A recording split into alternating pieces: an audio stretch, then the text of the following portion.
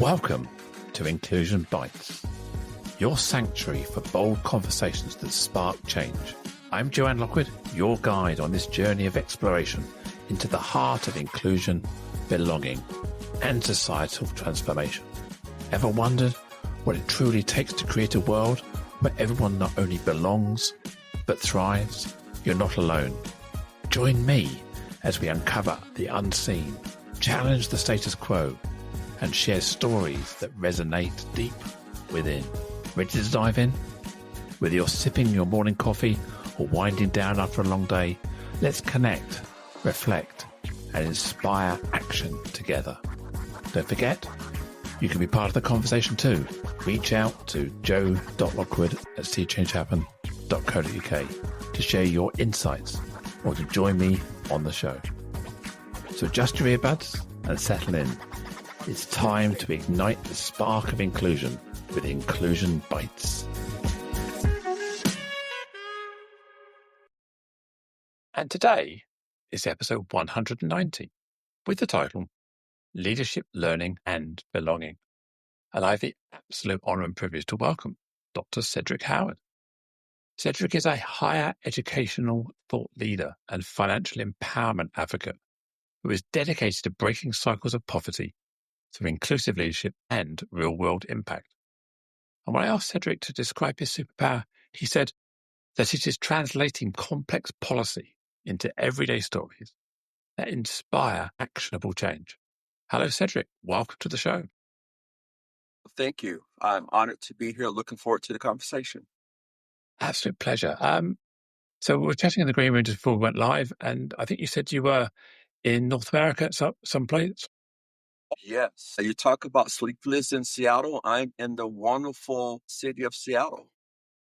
Seattle. And I guessed this correctly, so this is not cheating. I guessed it was in Washington State, and I just... Yes, we're nested between California, Oregon, and British Columbia, Canada. So I've been to New York a few times. I've been to Miami a few times. I've been to San Diego, San Francisco, and LA. What's the Seattle culture like as a state, or do you have an identity? Yes, we have what is called Seattle Nice. It is the place everyone likes to come to when they enjoy moderate weather, because it's pretty much between 40 and 70 year round. A hot day for us is like 72. Not a lot of snow, especially on the I-5 corridor. But it's the place you come when you want to just relax, chill, get your cup of coffee. Of course, you know, we're known for being the home for a famous coffee place that shall remain nameless. Yes, of course. But Of course. But you know, it is a place that I have grown to love, in part because it's a place where your identity and who you are as a person is accepted. In our neighborhood, I grew up in the southern part of the United States, where race was an issue. Either things were black or white, and you know, where you went, you knew based upon your ethnic makeup. Here, whether you are straight, gay, black, white, however you decide to identify is well embraced and welcome, in part because the Pacific Northwest community is one that looks at inclusion as an asset. And we embrace it. If you were to go into my neighborhood or you were to go into my place of business where my office is located, I mean, sometimes people refer to it as United Nations.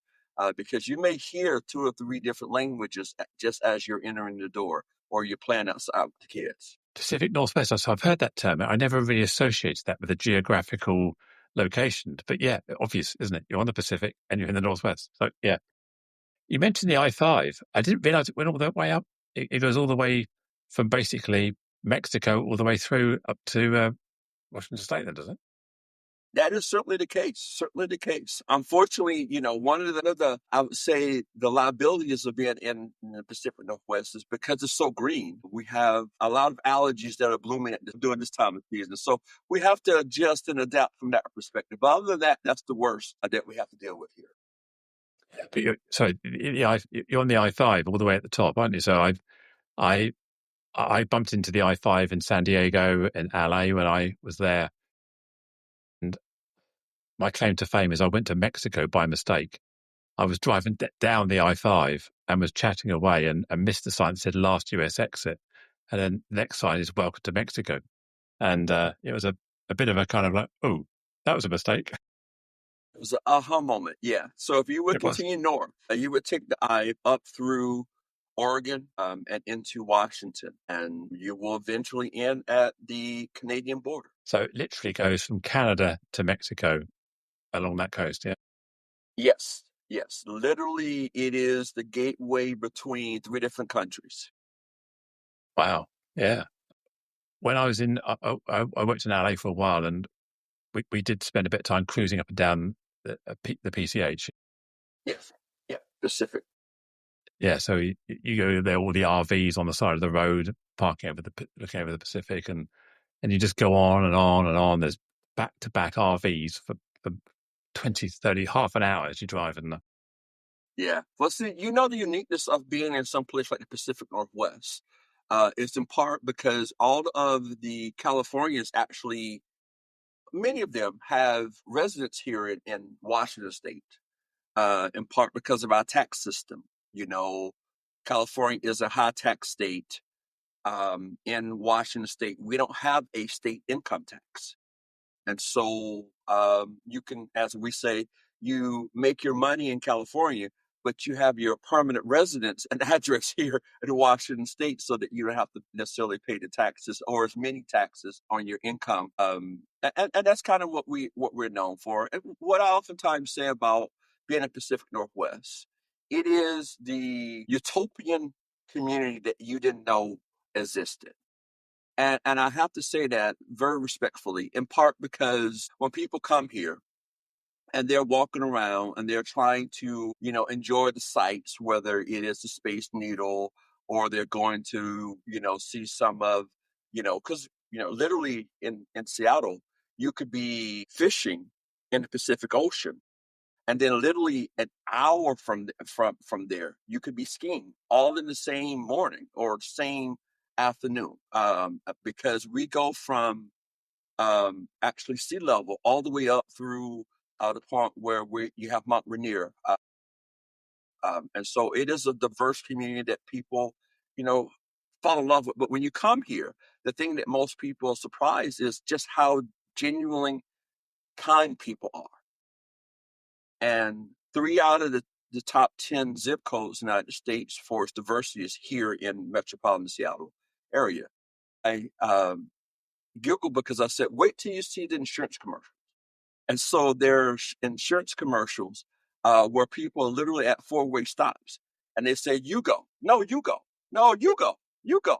And no one can decide who to go because people are just so kind and so nice, and that could be a bit shocking because you begin to suspect something's wrong. And I think it's just the community environment that have really been cultivated here in the Seattle area. sounds heavenly. Maybe in a few years' time, when it's safe to travel again, I may venture that way. You never know. Well, that is certainly the case. I mean, we have a much larger issue around travel and visa and other things that we're dealing with here in the United States that I think is something that is a bit of an overcast when you in relations to travel and how we deal with things. So well said. Yeah, it's a bit complex right now, so we'll just wait for clarity and see what happens. Anyway, so Yeah, yeah. you're an educational thought leader. What does that mean? Fine. How did that come about? So it was actually a mistake, to be quite honest and frank. I got into higher education, literally, people say never waste a good crisis. And my actually introduction to higher education was a crisis. And I had used it to maximize, the opportunity and really cultivate and create and curate a career that has led to me being considered a thought leader here in the United States. And so in 1993, it was the first recorded case of police officers actually, abusing a person, and that person's name was Rodney King. I happened to be working at a university then as a student, and that day, my campus was in the state of Georgia, And actually, the campus is very proud of being a graduate of that institution. Was the very first capital of Georgia. It actually sits geographically in the center of the state. And the governor's mansion is on campus. And so a couple of blocks from there is the residence hall, very large residence hall, about 800 students that resided there. And that day we had just literally finished playing intramural basketball, and everyone was having fun.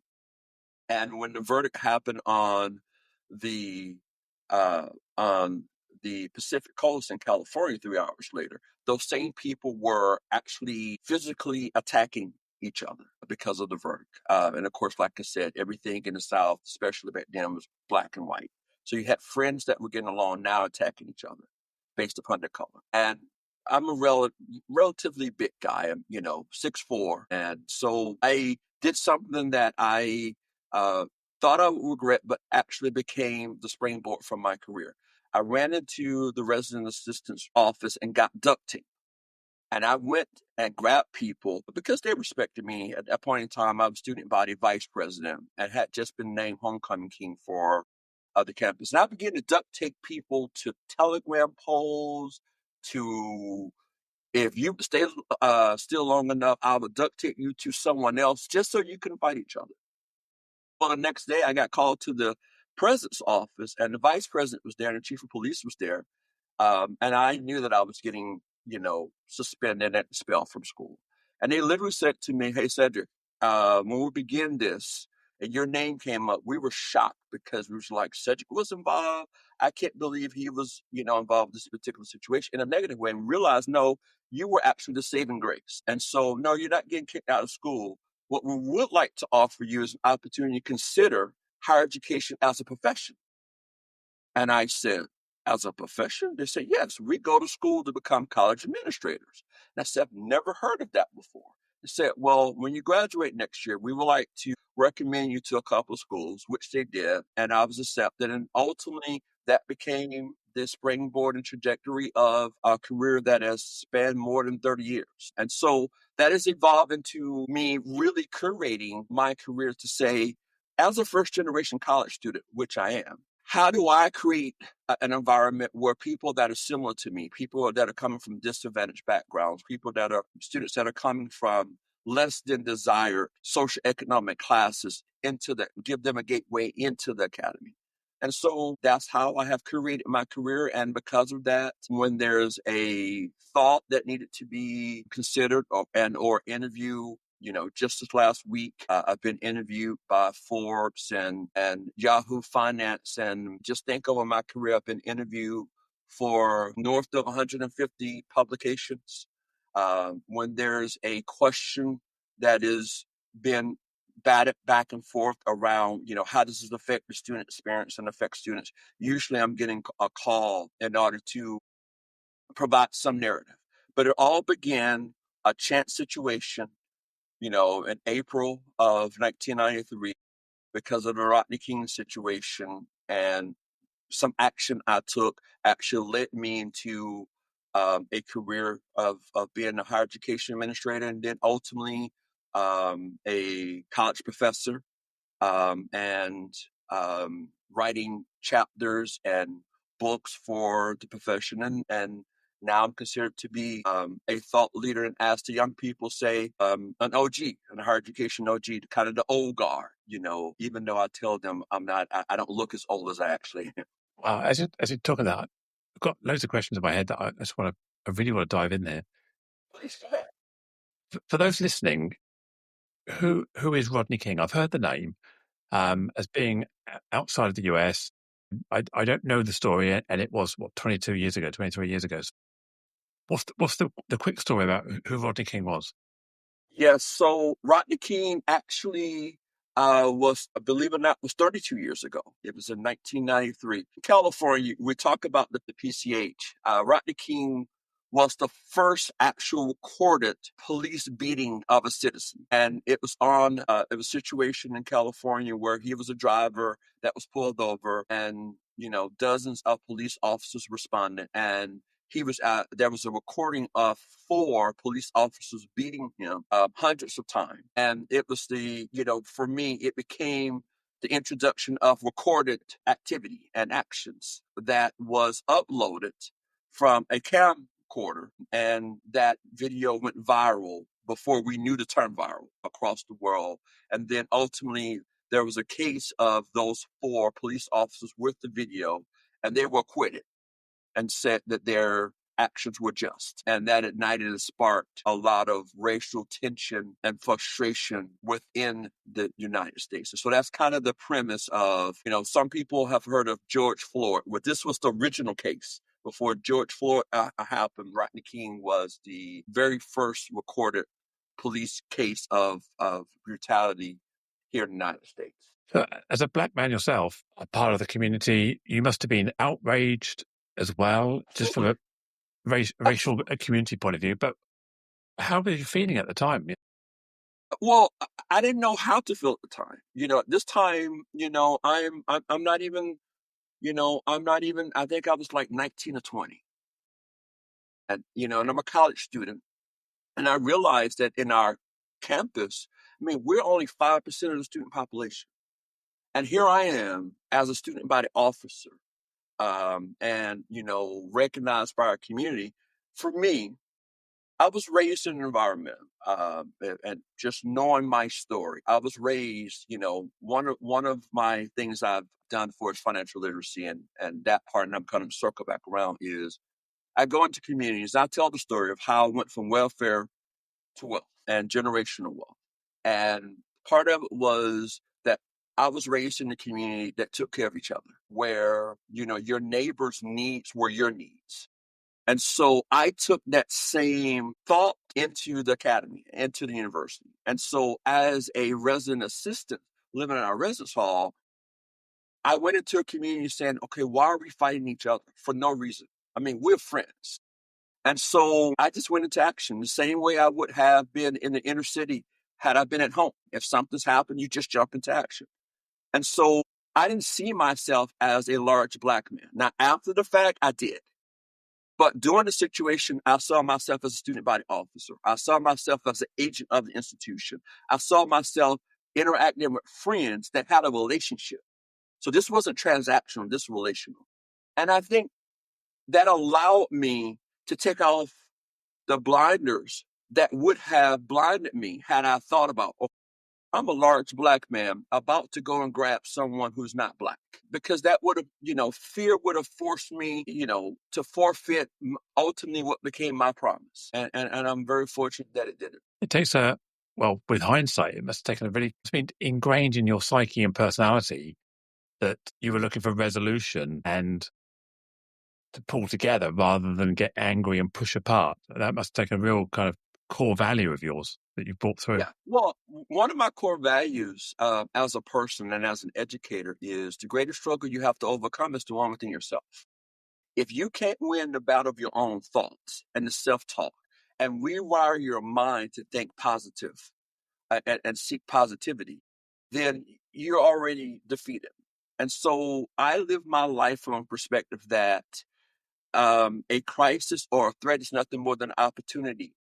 No simply means another option. And so I have to look at my life from that perspective, not from a deficit mindset. And I oftentimes say that if we begin with that, then you and I have never met each other.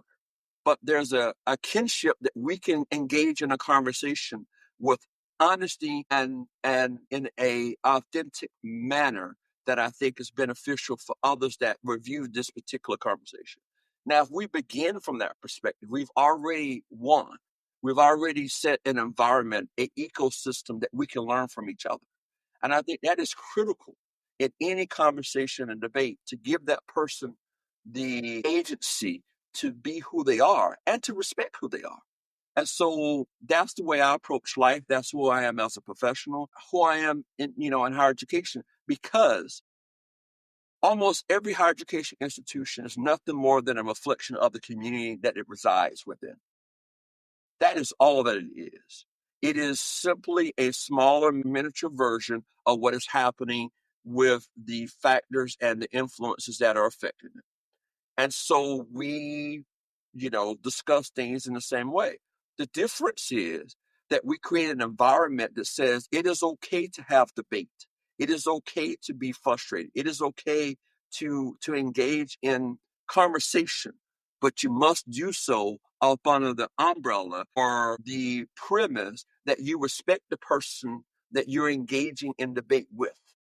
That is something that I think we can mirror in society. And I think that's what has come for me. And that's why that being a person from a disadvantaged background, I had all the things that was against me.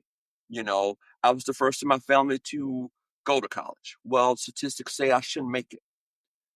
Definitely was not only 4% of African Americans in the United States and only 2% of African Americans across the world have terminal degrees, for a doctorate, and so for me, it was creating an environment to say, because I've come from those places, why should I fear, the situations I'm dealing with? Because we should create an environment where people feel valued, seen, and most importantly, validated.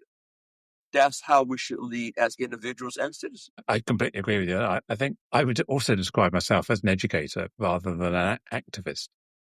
And as you're talking now, I'm thinking, I've almost in my own mind thinking, well, an activist talks without listening. An educator's first tool is listening before talking, and it's trying to understand where people are and meet them where they are first, rather than telling everybody where you are. It's a slightly different approach. And I think I use the word thought leader in your introduction, and that's part of that. It's leading thought, isn't it? It's bringing people around the table to have these conversations and disarming people and saying, hang on a minute, we're not going to solve anything by being at polar opposites here. Yeah. And I think an important part of being what I have learned about the convening of leaders is that you may have content, but it's also important to have context, because when you have content with context, you have clarity. And what I have decided to do, especially in my sphere of influence, working with higher education deans, vice presidents, and presidents, to say, have we thought about the context by which we're going to present this content? And that's where we've been able to leverage games and really come off from the perspective of everything that we feel may not be felt or seen by those that are making decisions. Almost every every public institution in the United States reports up ultimately through a community or state board, a politician. And so not to acknowledge that public's desire has some influence on that politician, which has influence on your funding, is a fallacy. It's a flawed thought. And so we got to begin with that first. And so leveraging the thoughts is saying, time out. What is important to you as a politician? What is important to you as a power broker? What is important to you as a part of the citizens and the community that you serve? That's where we should begin, because we should be the community's college or the community's university, and not and not an ecosystem or organization or a structure unto ourselves. And that's where I have learned, being, considered a thought leader, is because I have said my primary customer in higher education are students. And what I do is create an environment where access and success becomes the guiding principles for leading decisions that ultimately serve our primary customer, which are students. And when we get that as the focal point, then we can make much more meaningful, direct, and intentional decisions that support the students that we ultimately serve. How do you make sure that you're humanizing the individual? Because sometimes when you're making decisions at a politician level, at a campus level, whatever it may be, it's too easy to see a student as an entity rather than the breadth and depth, the intersectionality, the individual within that. And how do you bring out the human into your model? Well, I think the most important thing is to make sure that at every stage of the decision making process, you're involving students to bring that voice. Because as a senior level administrator, or as when I'm being interviewed, I'm thinking in the macro, because I'm trying to get a point across to the masses. But storytelling is extremely important. That's why from every phase of development and every point of discussion, actually have a student that is part of that process. Oftentimes, I have a couple of students because they have different stories to tell and they have different experiences. So, making sure that we involve students. One of the things that I have learned, and this is an important lesson I think is critical for your listeners and a part of our conversation. Too often, those that are in power are making decisions based upon who is funding or who is giving input into their decision making process. And they're not involving the people that are being affected. And so for me, I began just the opposite to say, okay, let me truly understand what is the problem. So I go to the people that are affected first, understand the problem, and then I develop a solution based upon the program, the policy, and or procedure that actually addresses the problem. And I think that's how you resolve the issue of the voices of the individuals that are being affected. Start with them first. Don't create an issue or problem based upon the funding source or the political influence that may craft a statement for you because their interests are already been met. Go to the people that are going to be affected and start there first because now you can craft something that is actually meaningful and intentional and actually get to address what the issues actually are. Yeah, no, I see that. And you're right. Sometimes you've got to ask the money what their motivation is. Yes, yes. And often it's You to gotta make more understand the money. person's why. You gotta understand the person's why, because that's what drives them. And you gotta also understand the process. The process determines the product that you produce. And so in my process or processes that I lead, I make sure I have all affected parties at the table so that they can engage in conversation and inform decisions as we're moving forward. You mentioned earlier that you're a first generation college graduate. Yes. That implies to me that you're not the last. See, you're No, now the beginning no. of your new family tree. Yes. So, very briefly, go back to the story of the undergraduate career. So, a year later, June of '94, I graduated, and I happened to be the first in my family to ultimately graduate. So, my grandmother came, and I've kind of told this story because it became the genesis of the new iteration of our family. My grandmother came, and my grandmother's 5'1", and she said, "Can I have your gown?" And I said, "Oh, no, the gown belongs to me." And she says, in this, very direct Southern grandmother voice, "Baby, if you want to see tomorrow, you will give your Nana the gown." I said, "Yes, ma'am." So I took the gown off and I gave it to her. At that point in time, it was myself and 11 cousins. I'm the only child.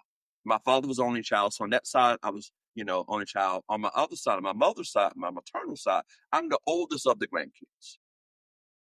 And so my grandmother asked for my cousins to get into this gown, and she says, "From this standpoint, each of you owe me a college graduation gown. That is my expectation for you. I don't want any money. I want college graduation gowns."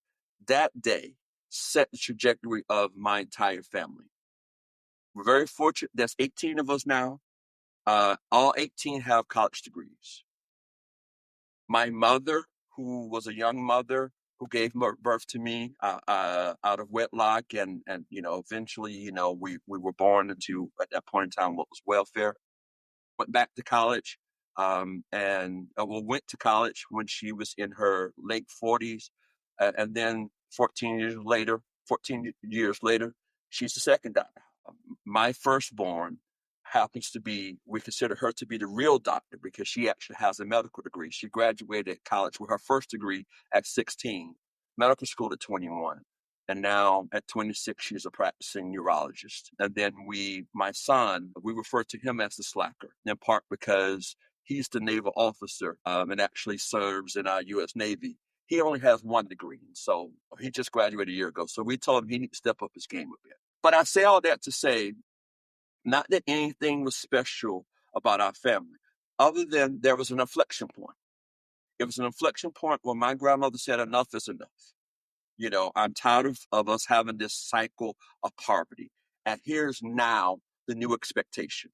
And so, the youngest, when he just graduated about a week or so ago, he's taking his gown, and actually in a couple of days, we're going to have a ceremony because here's the 18th gown that we'll put. Actually, my grandmother is no longer with us, and so we'll put it actually on the chest, on her grave, and that will bring that version of her vision to fruition. But it has set a trajectory for a new version of who we are. And I would say for generations to come, we would tell the story of my grandmother, in part because that day it changed the trajectory of our family. That's really powerful. It's so powerful. I didn't get a degree. I didn't go to any university. I joined the Royal Air Force, so I joined I had a military career when I left school. And my father didn't have a degree either, and my mother didn't have a degree when I was growing up. She went back to become a teacher, so she got a degree. I was already an adult, so I can't really claim that she was a previous generation degree holder. She went back afterwards. But our two children, our daughter and our son, both have degrees. It was when I grew up, it was never an expectation. That part of the education, I was brought up in a trade apprenticeship rather than the professional side. So my destination was electronics and engineering, but I didn't need a degree for that. So yeah, I'm in awe of the fact that you started this tradition within your own family and created this belief, because it's a belief system. If my parents said to me, the expectation in our family is for you to get a degree, my life would have gone that direction, but they didn't, which is it's not good or bad. It is. But yeah, I think fair on your nana. Yeah. And I think, for many, when they actually, when I do keynotes and I do speaking engagements, people are actually shocked. So you promote to people to go to college and get a degree? No, I promote you to get an education. And for some people, your education is to go to trade school. Or your education is to learn how to do the business that you're seeking. For me and my path, is I need to get a college degree. But for others, it may be that you are going to become an electrician or you're going to get a trade. I promote that there should be some post-secondary education that prepares you to have a job or trade that provides support for you and resources for you to live. That is what I promote as an educator, because college and the academy, college and university is not for everyone. And I would say that, if you have a trade and you're skilled with your hands, go for it. My son knew that he wanted to go into the military. And so the compromise was that, hey, you can do this. Here's a program for you to go through. If you're going to do it, consider being an officer. Well, he was very fortunate in order for that to occur. But he got his degree in he got his degree in naval science because that's what he knew he wanted to do. He didn't get it in another discipline. He knew he wanted to go into Navy. He knew he wanted to be a lifer. That's what he wanted to do. The compromise was to get a degree. But if he were to say to me, I want to go directly in, and he was passionate, we'd be like, son, we're supporting you. We support you. Just long as you're going to have training and you're going to have a skill set and a trade to live off of. That is the most important thing from our perspective. When you're talking there about the educational side and the financial independence, it reminds me of the tsunami that was in the 2004, Sri Lanka and India and around that area. And I was involved helping people post that tsunami, funds, whatever. And I also got involved with a program that they used to have in India called Freedom Through Education. And I didn't understand what it was until it was explained to me that freedom through education was allowing the Indian population to break free of colonialism. So that was the freedom from colonialism through education. But you can apply that metaphor. You generate life choices and freedom by being educated, by being marketable, by having skills, by having a value in society. So what you're doing there is you're giving people a worth, aren't you, through education? Yeah, and that's really important. So I'm going to give you a fact that's going to probably shock you because it shocks many. Now, I've been in higher education, like I said, now for 31 years. I'm also an entrepreneur. So I have a consultant firm that works with leaders, and I have a couple other companies that fall up under my larger umbrella. I have made more money from being an entrepreneur than I have from being an educator. So my entrepreneurial aspects and spirit actually funds for me being a college administrator. And so That's why I say I can't frown upon someone who has a spirit to learn, and they may not want to go sit in a classroom for 4, 5, 6 years, but they can go through an 8-week program, become an entrepreneur, and be a successful business person. They can run a successful trades operation. Why wouldn't I promote that? Why wouldn't I support that? When I look at my cousins, actually number 4, because my grandmother referred to us not by name, she referred to us when she was alive by numbers. So she called you by your numbers. I don't think she ever knew all of our names. She just called, she always got the number right. But number 4 actually went into the Navy first and then got out of the Navy after 20 years. And that's when she went to college, became a paralegal, and now she's an attorney. Now imagine if we would have said, no, you got to go to school first. She would have been like, no, that would not have been her. So give people the agency to go down the path that is most suitable for their desires and who they are as individuals. Ultimately, the life satisfaction and happiness is a lot more rewarding from that perspective, other than forcing people to do things because that's the fad of the day. That is, the issue du jour. And it is the for lack of a better term, it's a sexy thing. No, I want it to be sound, not sexy. I want to make sure that it is going to be sustainable. And, that's where I say that's real talk. That's the educator in me that says, yes, you could do it, but how you do it may be very different than how others do it. Yeah, I think it's also important for young people to appreciate you don't have to get it right first time.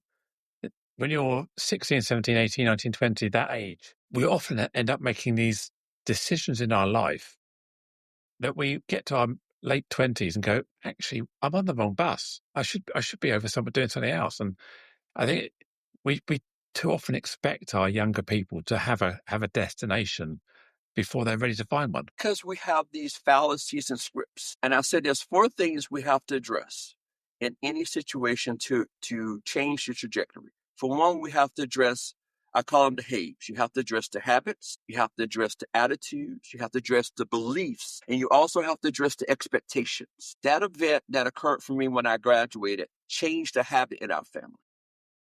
It also changed our attitudes about what we can accomplish. Then we change our belief system to say, no, this is attainable. And now we have established a set of expectations that has allowed us to put systems that are in place. And so, for us and our family, because it is a belief system, we have structures in place to ensure that you're going to get the degree that you seek. So, you don't have to worry about the funding because we have a family nonprofit that is set up and trust set up to pay for those things. The more successful we become as a family, the more resources that are available for the next generation. And so by addressing your haves, your habits, your attitudes, your beliefs, and your expectations, you can rewrite the mental models and you can rewrite the self-talk and a set of systems that are either supporting you and or holding you back to make sure that they're aligned appropriately to get you to where you need to be. Most successful people have failed oftentimes many more times than they have succeeded, but they've learned how to deal with that failure. And that is how, you understand that successful people become successful because they properly learn how to process failures so they don't continue to go down those same paths. I oftentimes prefer it's the R&D method for individuals. Yeah, I saw a study. I can't remember where I saw it, but it's around A-grade students are less likely to be entrepreneurs because they've never experienced failure in the same way that a D-grade student or an E-grade student has always had to live with that failing and retrying mentality, and they learn how to be more resilient. Yeah. I wrote an article, I don't know, probably 15 years ago, that many universities was kicking out after the first year more 4.0 high school students than they were the 2.5 high school students because the fools had gotten to college and they hadn't learned the survival skills, the grit and resiliency in order to be successful. They were used to a routine. not figuring things out, versus at 2.5, it had some adversity, and they've learned to figure things out in a way that was productive and sustainable within a college environment. You don't learn to walk without falling over. You have to bump your head, graze your knee. First time you ride a motorbike, you're hanging on. You've got to get it wrong to get it right. Imagine your kids or my kids, every time they failed, we ran over to pick them up. They would never learn how to walk. And so we have to allow them to scrape some things, first, in order for them to develop the chops in order to accomplish the things they need to accomplish.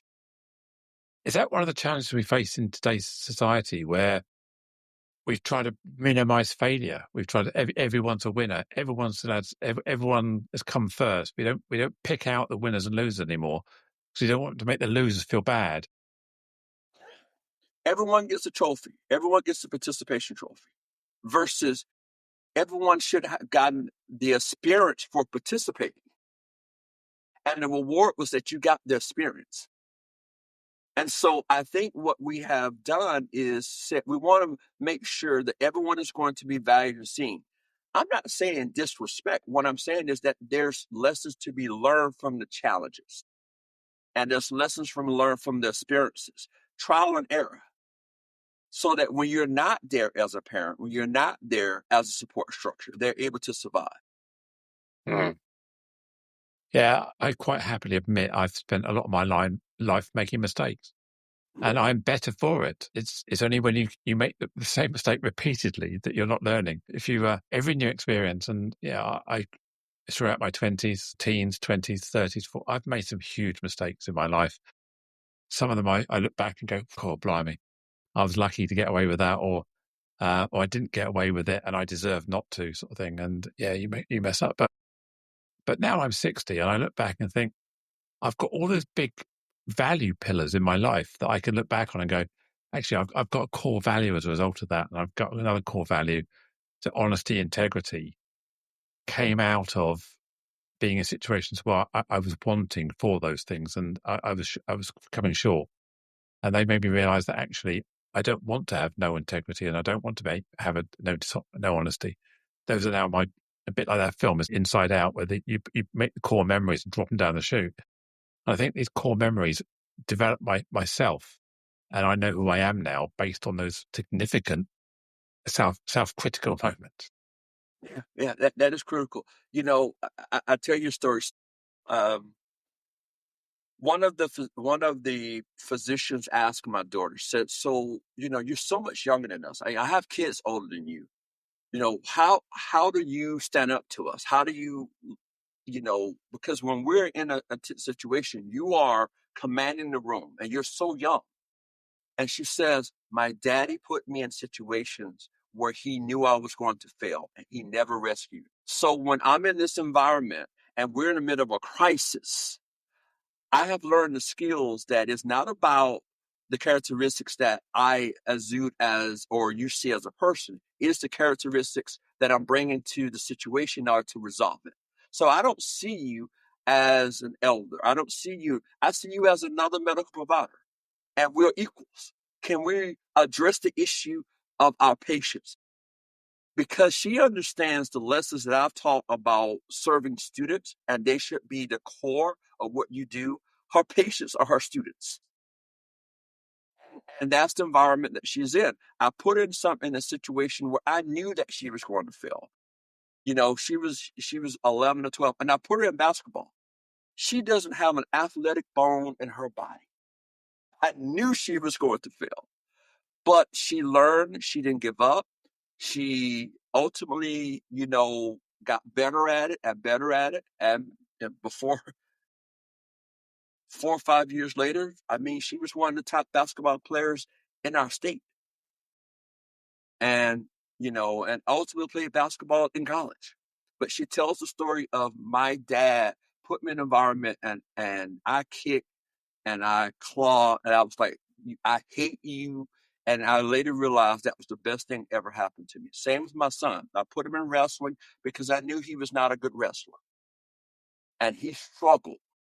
But now he's learned how to struggle. And so sometimes as parents, sometimes as more experienced citizens. We got to put the younger generation in situations where they can learn and grow. Be there in case they really fall, but don't pick them up every time they struggle, because they're learning skills, grit, resiliency that would be much more conducive for them as adults than had we not put them in environments that we got put into. Because, oftentimes our generation, just go out and play. Just come back, at a certain time, figure out a game to play, figure this situation out. It is those problem solving skills that I think are critically important as a part of the situation. And that's what also brings me into higher education. This is not a complex situation. It is a relatively simple situation. There's personalities involved that make it complex. So let's remove the personality and let's actually address what is the core issue. Because if we address the core issue, the symptom goes away. And so when there's complex situation, let's take a step back. I use a 5-step process I refer to as the nerdy way.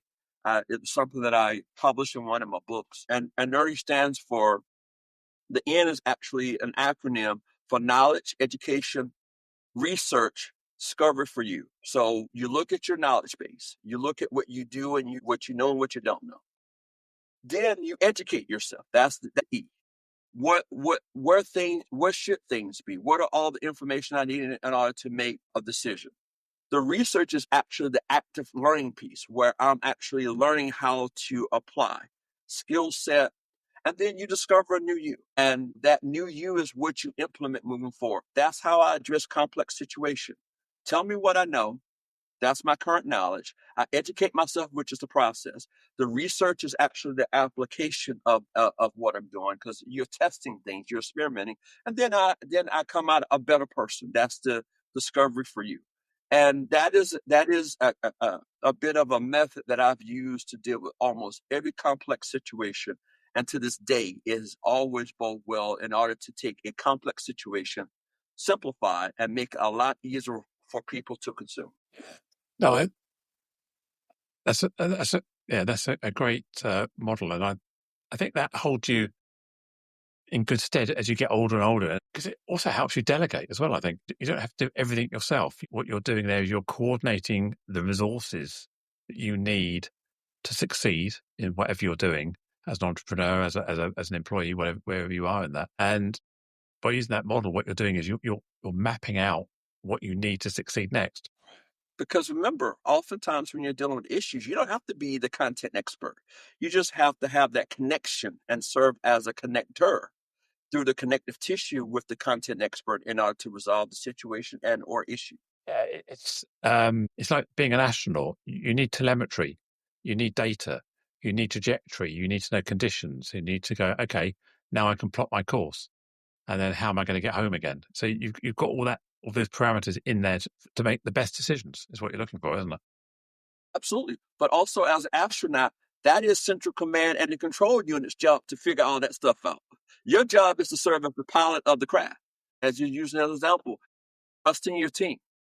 Yeah, you're the jockey. You just got to push the button at the right time, or hang on in there when it gets. Yeah.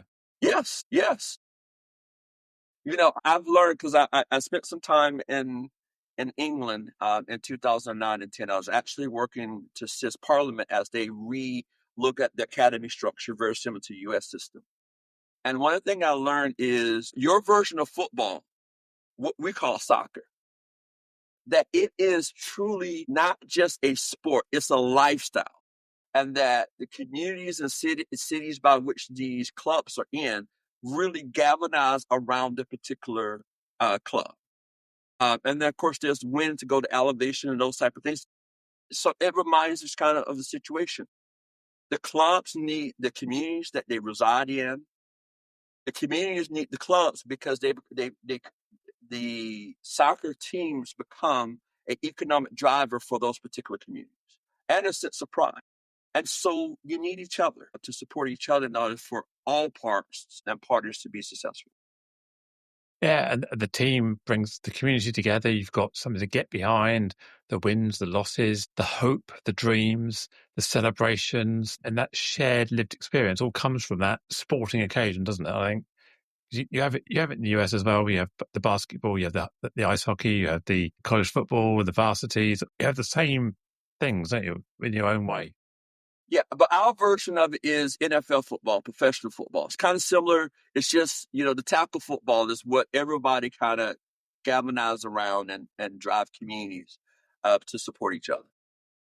You're either a football, uh, American football fan, or a hockey fan, or a basketball. You tend to polarize again around your sport tribe, don't you? That is certainly the case. The most divided time at any time is the moment that your team is playing. That is the most divided time in any community and or organization because you're always supporting your team.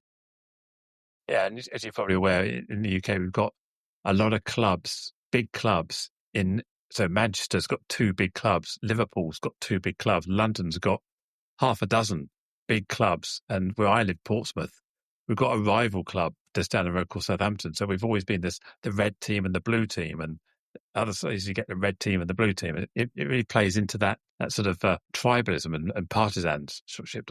It's for the good, but sometimes it does spill over into excess passion. Sometimes, doesn't it? Yeah, sometimes when we allow the liquid courage, libation to get involved, the interventions kind of go away and we kind of get a little bit more animated than we should. It's a metaphor. That's where we need to duct tape our people to a lamppost, isn't it? Well said, my friend. Well said. I still think that's insightful that you found the duct tape and you had the foresight to think this is the way of just de-escalating. Great insight. Yeah, well, kind of the metaphor of my life is duct tape has held so many things together in my life, especially as a youth. I knew that it was going to hold whatever it was stuck to. And so it was kind of my genesis in higher education, and it's kind of what I've used to hold things together throughout life. It reminds me of a story, your particular one. As you were telling your duct tape story at the beginning, it reminded me of a situation I was in probably 20 years ago. I was in this club, and a friend of mine decided that he was too lazy to go to the restroom to use the toilet. He decided he wanted to nip out the fire exit and just do his business just outside because it was a lot easier. And of course, he set the alarm off on the fire exit. He came back in, and then security surrounded him. So there's probably about 5 or 6 big security guards, 6'4", 6'5", and he was kind of middling. And they just surrounded him. And I looked at this and thought, it's like a bear pit. He was like being baited by these people. He was a bit drunk. He'd lost his rational mind. And I could just see this going really badly wrong. They wanted to arrest him, throw him out, kick him. I don't know. This was going really bad. And for some reason, I had the foresight to just walk into the middle of the circle and put my arms around him and give him the biggest hug. And he's going to get off me. I said, I am not letting you go. If I let you go, this is going to end badly. You must now listen to me, shut up, and just be compliant. Listen to my voice. Listen to my voice. And he calmed down. I said to everybody, I've got him. I've got him. It's okay. I'll walk him out. And they went, okay. And we were able to diffuse and walk it out. And that was my duct tape moment. It just takes that calmness to just take the heat out of that situation, doesn't it? It takes someone to diffuse the situation, but you don't know it in the moment.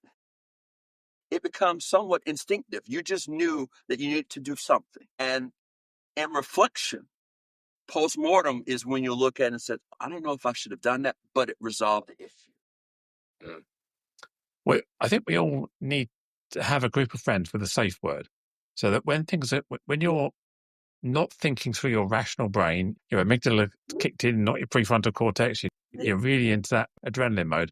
Someone just needs to come up with that word, and you go, that's my de-escalation word. Okay, like picking a cat up by the back of the neck, it goes all floppy. You just need that something to just trigger your front brain, going, I get it now. I'm being an arse. I need to stop. Yeah, absolutely.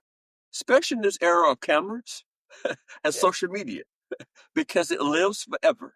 You'd much rather have a moment to pause and for someone to say, "Hey, I'm going to intervene." You could be upset with me for the moment, but this moment won't live forever because when it escalates, and gets out of hand, it's going to be a lot worse when you see it, and you're going to say, "You should have stopped me." Yeah. And usually, well, I couldn't stop you. You were. Yeah, that's what I mean. We just need that need that magic click, don't you, to go, okay, I get it now. And you say, duct tape them to the lamppost or give them a massive hug, something like that, just to snap them out. Isn't that what friends are for? That's exactly what friends are for, yeah. You need them in a time of concern and crisis. That's a true friend that can intervene in that point in time. When things are, going well, friends are there, but you don't really need them. You need them in a time of crisis and concern.